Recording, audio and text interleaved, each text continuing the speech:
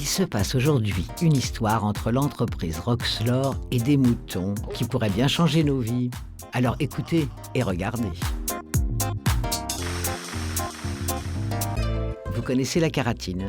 C'est une protéine qui compose 90% des cheveux et 70% de l'épiderme. Bien.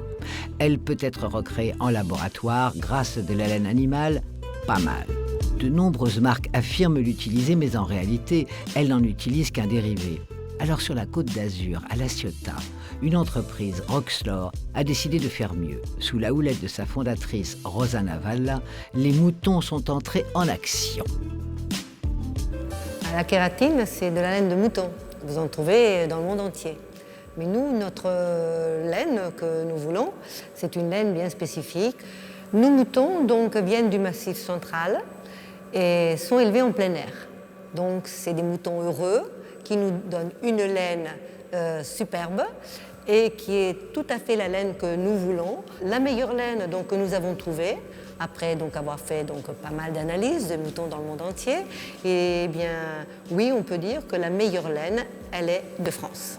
On aime, ne boudons pas notre plaisir, tout comme on aime qu'il soit ici question de se soigner de l'intérieur. Je rappelle que la kératine a été connue, beaucoup connue grâce à L'Oréal. Mais L'Oréal, c'est pour des produits cosmétos. Ce n'est pas pour des produits à avaler. Alors que nous, c'est se soigner de l'intérieur.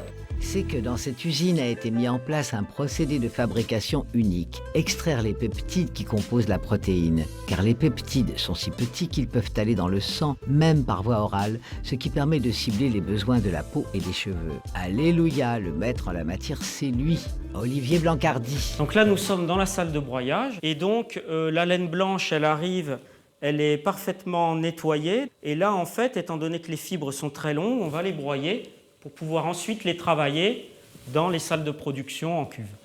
Et bien sûr, donc une fois qu'elle est broyée, elle se dissout beaucoup mieux.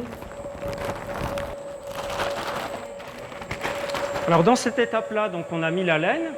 On va la mettre ensuite dans la solution qui va permettre de la rendre soluble. Et voilà, un processus à suivre car le final a de quoi étonner.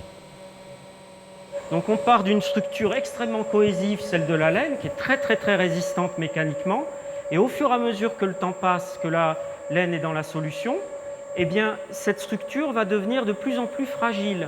C'est-à-dire que les fibres de laine vont se séparer les unes aux autres et on va avoir au final un aspect un petit peu de potage. Au bout de quelques heures, la laine devient complètement liquide. Par quel miracle? Ça, c'est un secret bien gardé, mais l'aventure continue.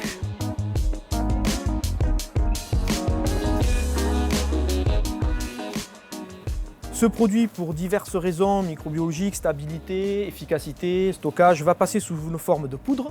Et c'est là qu'entre en lice le mouton noir du Puy-en-Velay.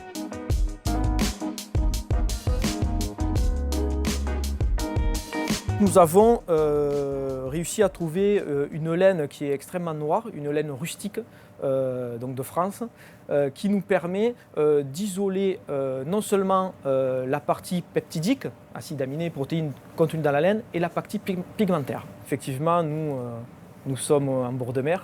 On ne peut pas dire que les élevages courent les prés chez nous.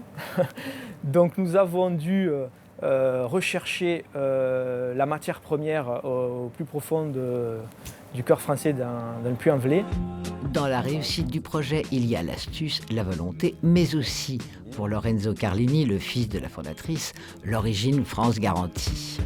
Aujourd'hui, la France, dans le marché des produits entre guillemets de luxe, est connue dans le monde entier. Et donc, avoir le label Origine France Garantie, c'est une ouverture sur le monde. Et ça donne une idée un peu de la marque, et de vouloir bien faire. Désormais, quand nous compterons les moutons, ce ne sera pas pour dormir.